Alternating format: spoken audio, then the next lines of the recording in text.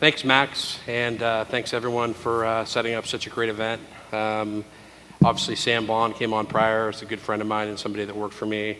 Jason Lemkin, that will follow me, is a personal mentor of mine, so it's great to see some of the people that built EchoSign on stage together in the same day talking about some of the things that we've learned. I think you'll see some common themes. So I was listening to Sam talk, and I actually should have asked for his slides beforehand because some of them are actually identical to mine. But I'll actually try to talk about how Sam and I see things differently, and we can sort of go from there. So a little bit of background about myself. Max mentioned that I'm currently the VP of Sales for TalkDesk, which is a product that basically is a real-time SaaS application that leverages web-based, browser-based voice technology to automate how salespeople learn from one another. Right? So how do you sort of leverage osmosis within a sales organization to allow new reps and non-performing reps to learn from your top reps? So that's been a great ride so far. I jumped on board about 3 months ago. Prior to that, initially, early in my career, I was the first head of sales at LinkedIn. So I was anywhere from the 15th to 25th employee of the company, depending who you talk to. And was obviously ground floor, sort of essentially pre-revenue at that point, and built the LinkedIn corporate solutions team from scratch. And then after that, joined EchoSign as the 10th employee as the VP of Sales, and grew from 1 to 50 million in ARR, an acquisition by Adobe. So 3 years at EchoSign and then 2 years post-acquisition at Adobe. So a great ride. Even the Adobe part, working for a Fortune 500 technology company, was fun and learned a lot. One of the resounding messages for me that I'm a startup guy and I needed to get back into the startup world was when I was at Adobe, I thought back and said, what's the most resounding thing I've learned in my time here?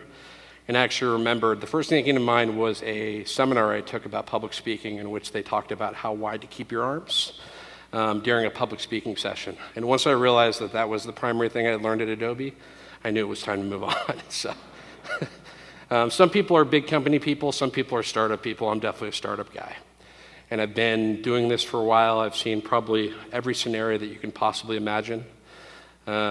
Success, failure, and I actually think you learn more in failure than you do in success. So 3 things to understand in a startup.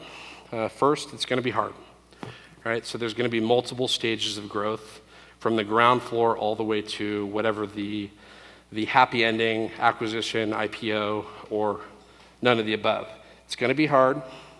So you have to understand that going in. Even if it seems easy in the beginning, you will go through hard times and adversity. So be flexible. So I think coming in and not sticking to only what's worked for you in the past or what worked for you in the prior company, but being able to adapt to the conditions of that startup is critical. And then understand that most cannot do what you are endeavoring to do. Right? So the reality is there's a very small number of people that can come in and take it from the ground floor and scale it up and make it a successful company. Okay? So my goal here today is to share some of the lessons that I've had throughout my career. And I think one of them, so step 1 is understand what the true lead velocity is within the business. Okay? And so in some cases, you're going to walk in and there's going to be a machine in place already. There's going to be marketing in place.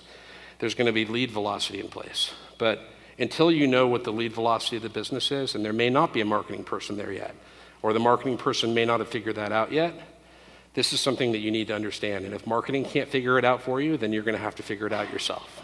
Okay? Which is another rule. When you join as a VP of sales in a startup, you're a VP of sales, you're a salesperson, you're a marketer, you're a product person, you're almost an engineer on some level, right? So you're going to be touching and impacting every level of the business. And if you're not comfortable with that concept, it's probably not going to work. So questions to ask, is there someone running marketing? Yes or no? That's a basic question. And then is there an established criteria around what a lead is? Okay?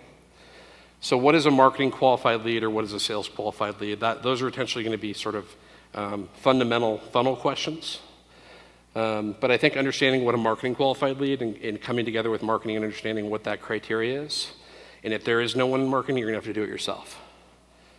So if somebody's running marketing and there's agreement on what the definition of an MQL is and what they're going to own and commit to scale with you for growth, then you're fine, right? I think then you can sort of step back and just focus on sales.